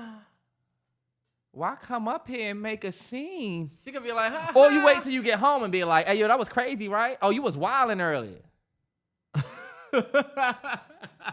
Look, you just say it and get back to playing again. Oh, chill, you wildin'. She gonna say, Cause she know that's not your lingo. Let me tell you. you know how your girl's calculating what you say? Uh-huh. Cause they not stupid. They not stupid at all. They be knowing when they get caught up in some shit. That? And she not gonna say walking nothing. around. Mm-hmm. She not gonna say Yes, nothing when you you say have. Terrance, she not gonna say nothing when you say that. She not gonna say nothing when you say it. She gonna be like, oh. She gonna avoid that shit at all costs, but she ain't gonna say it no more. She ain't gonna say that shit no more. And you need to go back up there and let Wayne know that you about business. Not saying you need to go up there and check his ass, but you need to go up there and show everybody in there that you love this woman right here. You know what I'm saying? Well, you already That's up what- there with the flowers and what's her name? But you need to go back. Now you need to come and do. She work. Where does she work? She What's works, her job? whatever. What's her job? She's the receptionist at the dental office, and Wayne is the head dentist. Shit. Tough to compete with that. They ain't gonna let you pass that door. Right, don't let it be a nigga you need something from. I got a molar back here. Oh, you ready to say you can't really get your shit off like that, but you gotta start really applying pressure. Yeah. Let me tell you, fellas, we have an episode called Work Bay. Yeah, the work One bag. of our best episodes we've ever done in this podcast. Shout out to everybody who's been listening for 168 weeks. Y'all remember that episode? We talked about like your girl's work husband. I'm not gonna get to it. Just go listen to that podcast. Yes, that one. Hey, look, another good one is Happy Wife, Happy Life. That's one of my favorite Yes. ones. That's a good one. But look, moving forward, but not forward. I'll just say this, fellas, not knowing you or not knowing is power. So when he come up there, oh, yeah, you her dude, I don't think I know you, bro. I don't think I know you. Yeah. Oh, nah, I don't know you. Oh, we've never met. Oh, I've never met you. What's your name? Bet. Walk in that bitch and command the room. Mm-hmm. Chin up. If a nigga Cause You let me gotta tell walk in your something. girl job and command the room. You gotta have great energy, fellas. Cause let me tell you something. It's some high energy, great niggas in there that go to the gym Yeah, more it than is. you. That's XYZ. Might be a more handsome nigga than you. Better jawline than you. They can impress your girl because they know how to use the POS system better. Oh, you just Uh-huh. do a refund here. And look, he's breathing over her and she's like, This nigga got on some great ass cologne. Nigga got on Creed. smell good as fuck. Your girl loose and shit. Smelling good as fuck. This your girl. This your girl. You right. You gotta watch out for him. You have to apply pressure. Mm-hmm. At home. I don't mean go up there, but I mean. Even then, when you up there, you gotta go to your girl job yeah, and you yeah. gotta have the coworkers going back to her department saying, it's a fine ass nigga up at the front. Fine. Yeah. And she gonna say, And you know how you do that too? You gotta make all of the other women there yeah, that. They gotta that's feel how that. you do that. How you doing? What's your name? You work with her? Ain't she crazy? Hey, she crazy, right? Hey, look. Ain't she? Oh, you know what? I think I see you eating. What's your name? I've been in that What's your restaurant. name? Anita? She told me about you. She told me you make a good pasta. I was Hey, wondering if yo. I could get some. You need to send him some of that home for me. Your All girl of gonna that? come out and see you mingling with other people? Did you bring my bag? Thanks. Uh-huh. Let's go over here. Ha. You think she real funny, huh? You think it's funny? Yeah, then you start rubbing it in, but you talking about regular shit? I was talking to Anita about the pasta you told me. I told her, I said, that pasta? She gonna be like, oh, you told her that? Anyway. When she go back to work, Yeah. Nita and them, they're gonna be like, girl, your man was in this joint. I'm telling you. Yeah, fellas, I'm telling that's you. how That's you get equity. sweet. That's how we eat. That's fellas. equity. That's equity. Let her walk around the crib saying, oh, you wildin'. Oh, yeah. Really? You wake up, right? Mm-hmm. And you wake up and your girl, you wake up and it's cameras everywhere. Randomly. You wake up in your bed, it's cameras everywhere, right? And your girl is standing over there talking to some guy. And she's not talking to him as if she's talking to like a detective in the morning or talking to something. She's talking to him like she know him. Like they talked before. Very subtle, small detail that has to be put in this. And it's cameras. Are we talking a lot? This camera here. You wake up and you're like, yo, what's the fuck is going on? Your girl noticed you woke up, right? And she comes to you and says, boo, I didn't want you to find out like this, right? And you got this guy that's behind her, and she say, when I first met you, I was hired by this show that links people up, and you meet people, and I was basically hired to fall in love with you. But I didn't know who you really was. And now that I know who you really are, I know this movie. I really love you. I know this movie. What movie is this? This has to be a million movies, probably. No, but we know what movie this is. This is a bunch of movies, but I was put up to date, and you. This is like Deliver Us from Eva. Yes. You know, but also this more movies than just that. 100%. That's a recipe. It's also ATL. Also ATL. I Bet you got a nice little laugh about this. He took his $25 chain off. But you see, his pockets was hurt first. Bet you had a nice little laugh about this chain. Give it back. What would you do in that situation? Do you stay with your girl, or do you feel like, damn, our relationship was built on a lie? Man, I'm going to do just like the girls do in the movie. Be mad first and then stay with her. I'm going to be mad at first and then I'm going to stay with the joint. Because I don't know, bro. I'm like a feelings, I catch feelings fast. Yeah. So, and I had no shame in my game. I will first ask my girl what I told her on the first date. Ask my girl what I told her on the first couple phone calls. I'll be like, when we had kids, that's what's so crazy. I used to be like, when we had kids, you know what's crazy? When we got that, she probably won't want me to tell y'all this, but when we was finally like getting together, like when she told me, when we had the what are we doing conversation, she was like, well, you the one that's talking, saying about kids and this and that, so. Nah, yeah. I catch feelings fast. So if that shit happened to me. She said, talk real, nigga. If that shit happened to me, I probably will fold. I think I'm going to fold too. I think I'm going to stick around. The bad thing is going to be the aftermath when you start thinking that she was just putting the front on. Now you really know her. Now she, smacking food. You like, if she wasn't smacking food before the cameras came out, now I know the real you. You still going to have some resentment. And you'll never 100%. Be able to argue with her again. Because soon as she fuck up, you're going to say, I guess this is something else that you're putting behind her. I guess this is something else. I forever got a leg up now. I forever got the leg up. I forever got a leg up. Let's do one more. One more. All right, bet. Terrance ain't going to like this one. This is kind of in the same patch. You know what? I ain't going to say it because that was kind of the same. That one was kind of the same. Ooh. I got one. All right. Nigga just randomly DM'd me and said, your girl getting fat. How you tell her? Call her back. I said, oh, shit. Okay. Oh, shit. Yeah, your girl's gaining some weight. Girl try to gain weight. You notice it. What do? You lead with love. Read Way of the Superior Man. Read The Way of the Superior Man. It will tell you exactly how to handle this one situation. You lead with love, fellas, and I'm going to tell you why. Superior. If you go up to your girl and say, why don't you hit the gym more? Hell. Or why don't we work out together? She'll catch it. She'll catch it, right? You have to tell your girl that you love what you want. And your girl will pick up on that.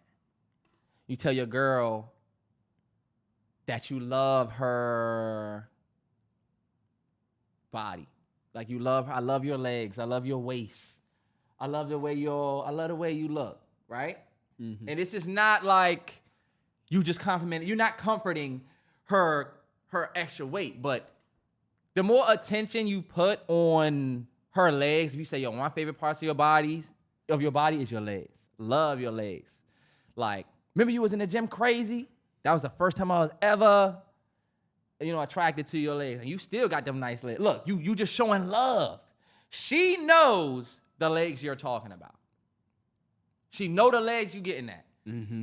And if you say, remember you had them hot legs? If you get in the gym, nah. That's how you talk to a man. Yes. Why you don't get in the gym, bro? You can talk to a man like that. You talking to your woman. So you got to lead with love because you don't want to hurt her feelings. Mm-hmm. So if your girl is getting big and you feel like she putting herself in a dangerous way, all I can tell you is lead with love. Ask yourself, is this love or is this me talking to her like a man? Am I talking to her like, bruh, right, or am I talking to her like my girl who is... Right. 100%. That's the way. Terrance, I knew he was going to say that. That's why I wonder if the nigga that sent me that actually is going through that. And you know what? A lot of niggas might be going through that. Mm-hmm. But fellas, you know what I will also say? Y'all need to think about what you're doing as well. Right. Because you might also be getting fat. And I'm not trying to make it he, she. But before you say that, you know how you be not prepared for your feelings to get hurt? Yeah. You'll fuck around and catch that dagger yourself. That's true. You better come correct. That's true. And understand that there be phases. Don't be the nigga that talks, you gonna talk her out of you and y'all shit, and she's gonna walk right into her fitness journey. And now she's gonna be a fitness model or a fitness star, but she left you because you the one who was treating her like shit when she was a little bit bigger. That's a fact. All right, let's get to it, man. NFL picks. Let's turn up.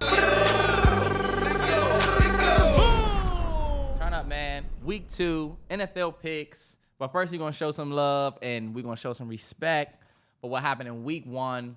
First thing I want to do is give a shout out to my Washington Commanders. We went out there and etched one out against the worst team in the league, the Cardinals. But big shout out to my city. I thought I had a little pin up here or something. Oh, big shout out to the Washington Commanders, man. And it was a big week of football. Terrell, I know you want to give a shout out to somebody. I gotta give love. I gotta pay some respects. Remember we said we wasn't gonna do. We're not gonna pay respect this week. I gotta pay some respects. My first respects go to the Dallas Cowboys. Mm-hmm. Gotta keep it up. Pick the Giants. They went out there and went crazy. That's true. That's my first respect too. I gotta put respect on the Cowboys just for dogging the Giants. Cowboys went out that joint and looked incredible. I don't know if it was the Cowboys that looked that good or if the Giants looked that bad. Now, we're going to see this week. Yeah. But we really won't because you got the Jets at the Cowboys, but with Zach. Yeah. And what was your record this week? 9-7. He was 9-7 for week 1. I was 8-8. 8-8. For week 2. Yeah. Week 1. I told y'all the Steelers was some shit. That's all I'm going to say. I told y'all that the Steelers are not them yet. Now, we don't know if y'all still might have some time, but got y'all ass whooped like I said. And fuck the Raiders. I want to give respect up. First, I'm going to pay a little bit of respect, but I'm not talking too much. Just going to point them out. First up for respect is the Lions. Shout out to bro. I was going back and forth with on Twitter. Mm-hmm. But he kind of made me realize, you know what? I can pay some respect because if it was my team who had just beat the defending champions and we was 9-2 in our last whatever games, going back to last year, I want respect. So respect the Lions. I'm going to show respect to the Browns, Buccaneers, Packers, Dolphins, Eagles, Rams, and then the Jets. Those are all the teams that I picked against, especially the Dolphins. Definitely slept on the Dolphins. They came out looking like fire. Tried to tell you. Yeah, Tua. Yeah. Browns, didn't I tell y'all that the Bengals was going to start off slow? I still think the Bengals are going to be a threat. Yeah. But for some reason, I got them losing this week. Let's get to the picks for this week. So we got Thursday night football. Turn up. First thing that we want to talk about before we get to the picks this week, we have to talk about how unfortunate it was for Jets fans losing y'all starting quarterback like that. It being Aaron Rodgers, the star of Hard Knocks, the star of y'all whole shit on 9/11 night. That was a fucking horrific. If I was a Jets fan, I'm just going to put this out there, I would be truly traumatized from that. Yeah. And we talk about it like it's a joke, but for real, that hit a little close to home for me as a Commanders fan. I'll say that. I'll tweet that out. Y'all know Broncos fans and Jets fans have been a little bit at odds ever since, the whole Nathaniel Hackett thing. Aaron Rodgers said he used to watch his fucking mouth. We've always had a little built animosity, but we never like to see that. You know what I'm saying? Yeah. We wanted to at least face the real Jets in week 5. And honestly, the way that Jets defense looked, I think they would have been special. It does suck to have gone through this entire offseason Hard Knocks, the whole buildup of this New York Jets, they calling it Jet Life Stadium, for all of that to be flushed down the drain in 4 plays. When he was running out with that flag, that shit looked different than anything I've ever seen on a Monday night. Like, it was dark in there. Mm-hmm. They had like spotlights on them. It looked amazing. It looked like something out of a movie. That shit was crazy.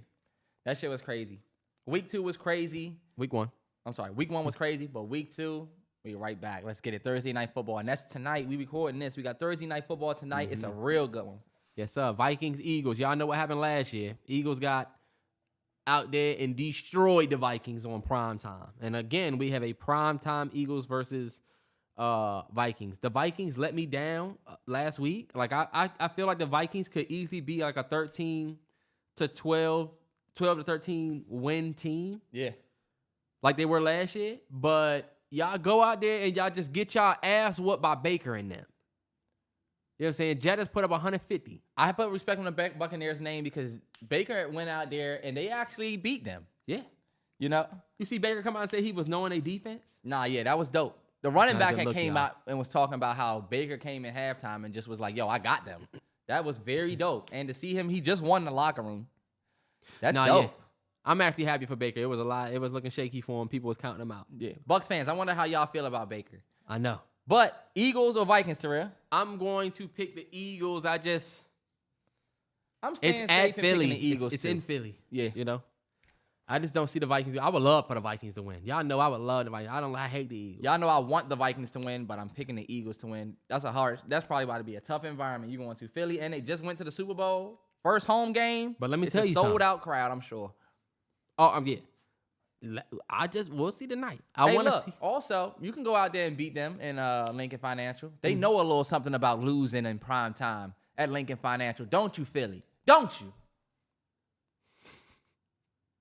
Because I think last year you lost at Lincoln Financial in prime time. And for all of you Eagles fans out there that'll say, oh, yeah, that's because Jalen Reagor dropped the pass. We don't give a fuck about the mistakes y'all made. Whenever you see Eagles fans talk about when they lost to us, they said Washington got lucky. Fuck that. When the fuck has luck ever happened? You know how many things y'all got lucky in our game? How many bullshit calls that they didn't have? How many drop passes we had? Take your fucking L like a man. When y'all skated past the Vikings last year, remember? We talked about how this team could have beat them. The Lions could have beat y'all. Mm-hmm. Remember, they skated past all these teams, and y'all ain't want to hear nothing. It's a W or a loss. But now, when we say y'all lost to us prime time, it's a bunch of fucking excuses. We get it. You know what? Fuck that. Eagles are losing. I'm switching my pick. Vikings. All right. Sunday games. All right, bet. We're going to go through this quick. Green Bay at Atlanta. I also got to pay respect to Atlanta. The nigga mentioned me and said, we going to rise up. I'm going with the Packers, man. I like what Jordan Love and them look like. And I know that nigga from Atlanta that liked the Falcons or whoever that was that mentioned about the Falcons. I'm sorry, bro. I'm picking the Packers. Man, I'm staying with the hype ATL. Let's get out here and be 2-0, right? Mm-hmm. We at Mercedes-Benz again, and Bijan Robinson looked very nice on my fantasy team. He did, but Tyler Algier is getting all the fucking touches. What the fuck? Whoever their coach is. I think the Packers look good week 1 against the Bears. But let's see what they look like. Let's see what they look like against I'm picking Falcons. I'm going to go Packers. I'm going Packers. All right, bet. Raiders at Bills. Raiders squeak one out against us, which honestly, we should have won that game. Everybody that was talking shit to me about PS2 Devontae, go look at the tape. Got his ass strapped. Seat belt. Baby car seat belt. With the emergency clicks. Strapped his ass. Pause. But I do think the Bills get a W here. I don't think the Bills go 0-2. I think Josh Allen is going to come out here with a chip on his shoulder because he played terrible. So I'm going to pick the Bills. And also, it's fuck the Raiders. I'm never picking the Raiders. I'm picking the Bills just because I don't know Raiders. Y'all went out there and struggled against Russ and them. Squeaked one out against y'all. Watch us what we do to them. Oh, I forgot about that. This is my game of the week right here. 1 o'clock, Ravens at Bengals. Let me tell y'all something. The Ravens will win this game for one reason and one reason only. Lamar is healthy. They cannot beat Lamar when Lamar is healthy. It haven't happened yet. I don't think it starts this week. This is a very tough one. They just lost J.K. Dobbins. I know that sucks because they always lose in a running back, it seems like. Yep. I think I'm going to go with the Bengals.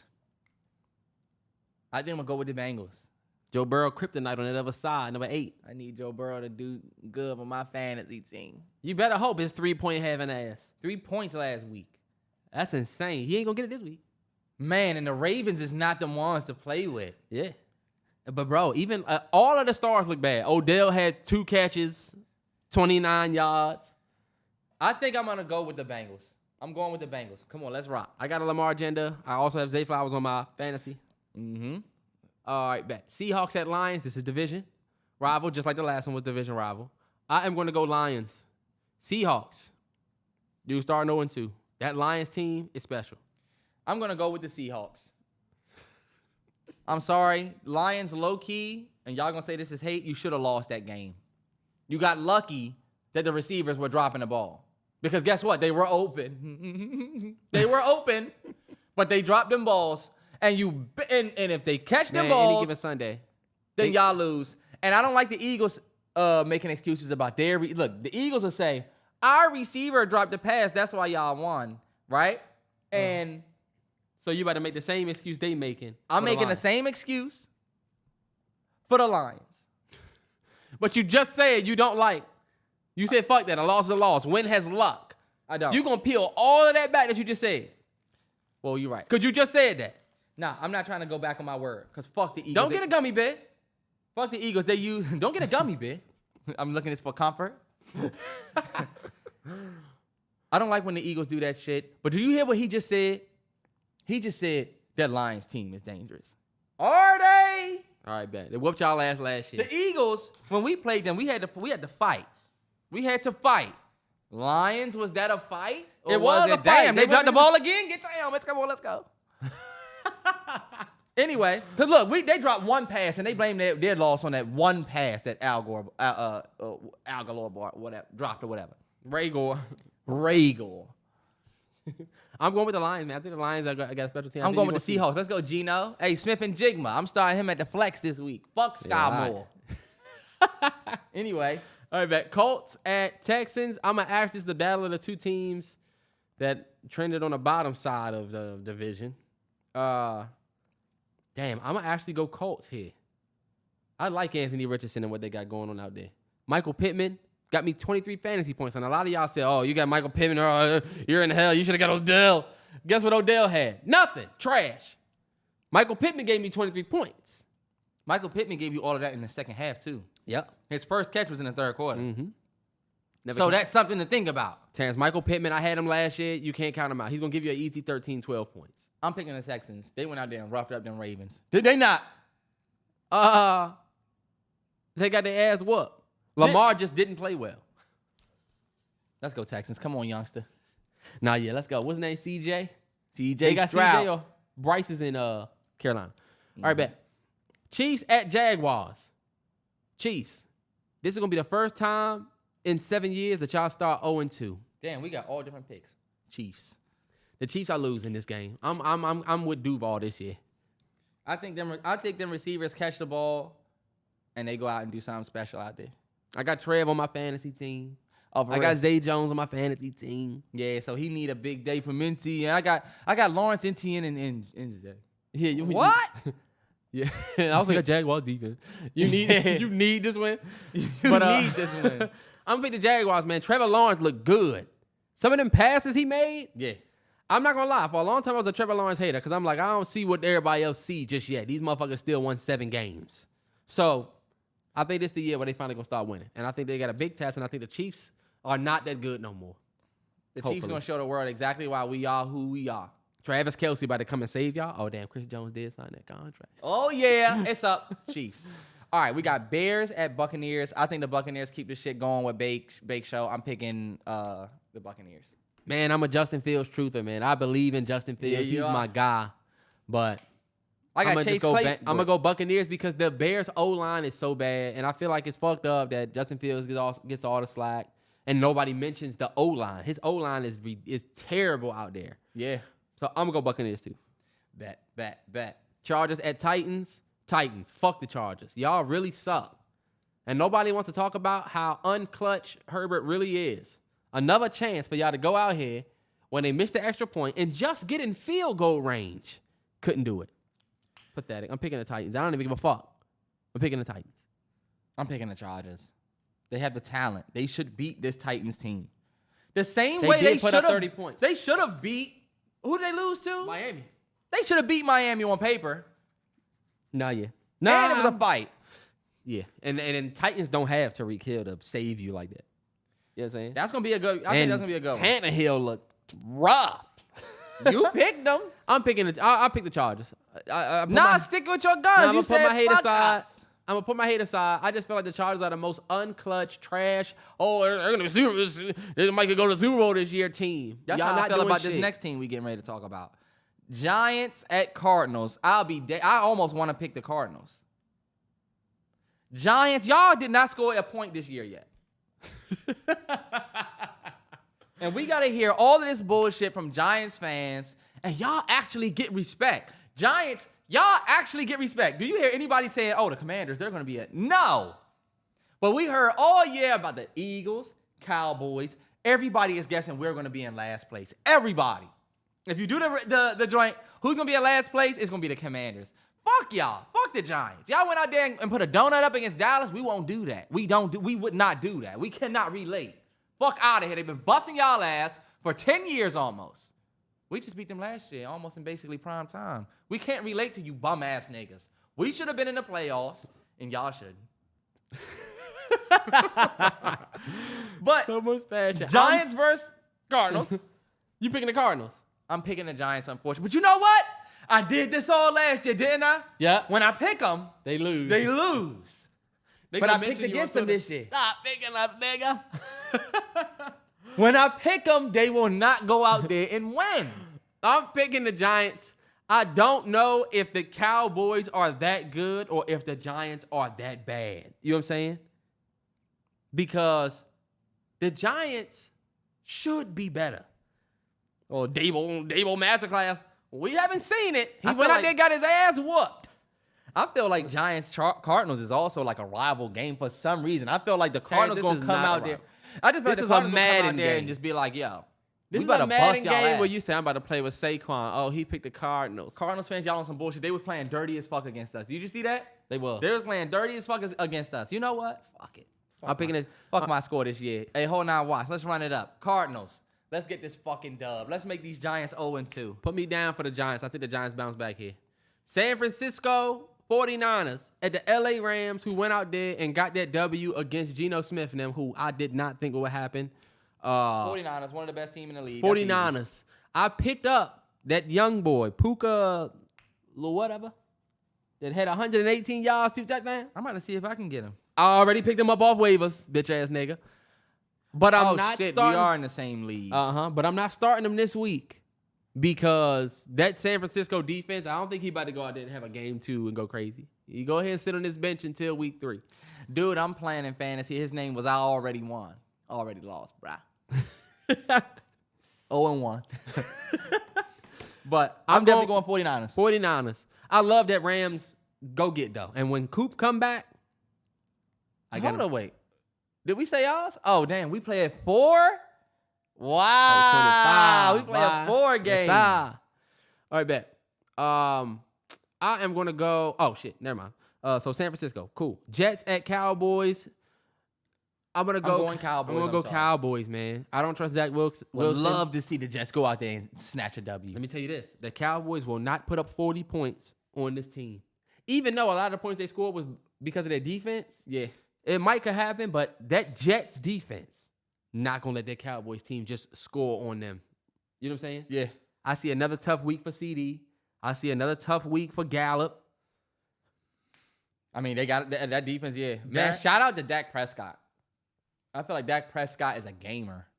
I feel like that gets a lot of hate. He gets a lot of hate, but like, yo, he's pushing that they put 40 points on the board. He owns the NFC East. I'm sorry. He's 38 and like 6 against y'all. To include the Eagles.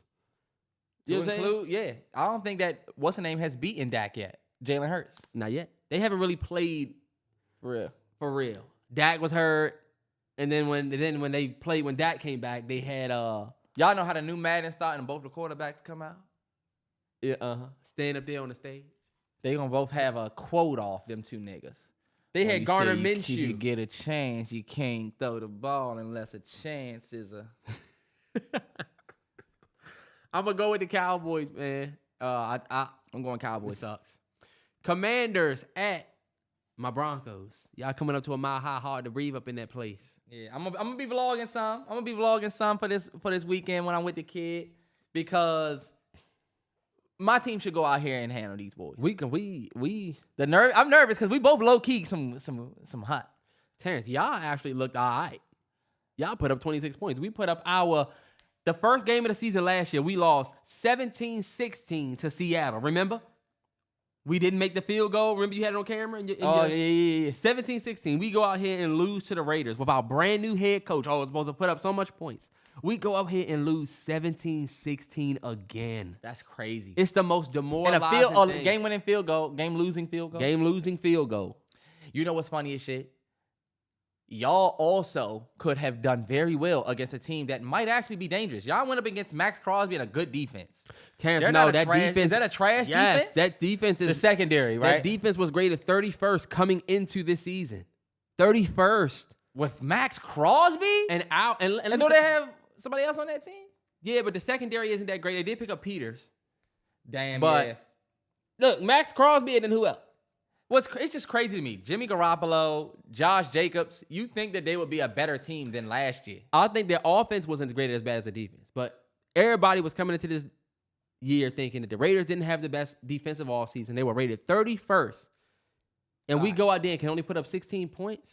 Y'all got PS2, though. Y'all got a good-ass defense. He showed off. He was crazy. Simmons, let me tell you something. Jackson, who been playing forever. We got a solid defense. We need to score points. That's why I'm nervous against y'all. So I'm picking my Commanders. Of course, he's picking his bum ass. I'm picking my Broncos to win. Let me tell you something. I need this one for the next couple years. The last time we played y'all. Terry, come get in this car seat.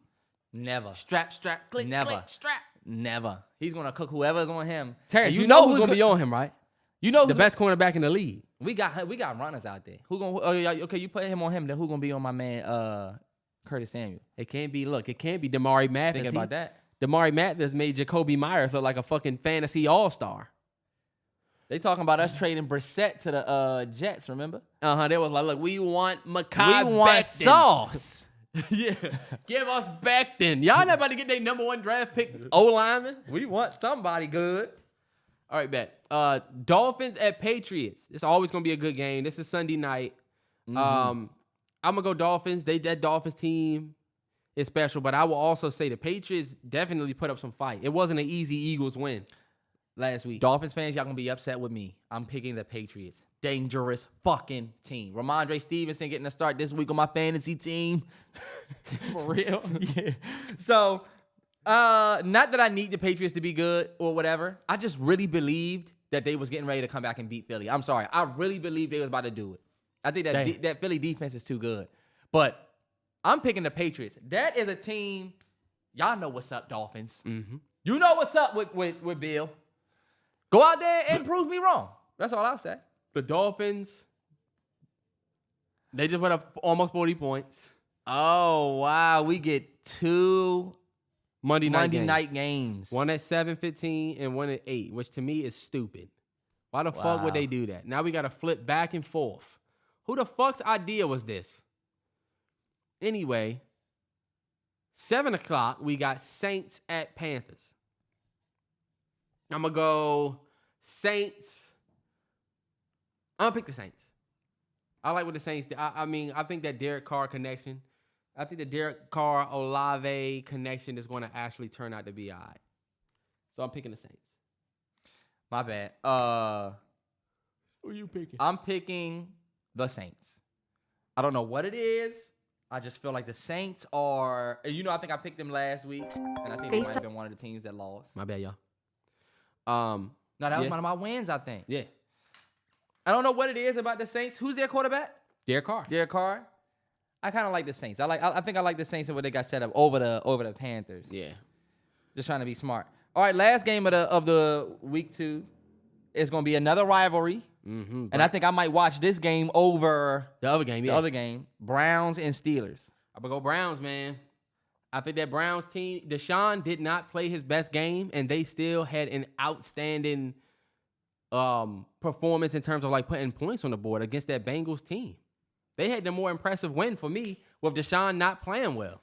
And so Steelers are not the team y'all think they are. I got the Steelers starting 0-3. Steel City, this is where we get our first W right here. You won't. Against a rivalry team. Mason Rudolph. Oh, damn, he did that to other. I think Jamar Chase. I was about to say, remember Mason, what they did to you, Mason Rudolph? Jamar Chase set the tone for the Browns this whole season where he said, the Browns, Cleveland is Cleveland. Bet. We putting that shit on shirts. They're getting ready to go out there and lose. Now, I'm going to put Cleveland is Cleveland on the shirt. Big IS on the is. Because guess what? Because like you said, the Bengals start slow. Yeah, but the Bengals. But this team here, this Steel City here, and you're going to be in Pittsburgh, yeah? Okay, Terrible Towels going to be out? Mm-hmm. They're going to come out ready to roll. All right, we'll see. That's going to wrap it up for 168, y'all. It's funny, we got a bunch of different picks this week. It's going to be a fun final. I was 8-8, y'all. What the hell? You ain't make it easy for holding. Look, that ain't like me. I normally go. Yeah, normally 12-4 at least. That's going to wrap it up for 168, y'all. Make sure y'all stay safe. Wear your mask. COVID is out. That hurricane is coming. That's true. Invest in an umbrella. Everything for sale.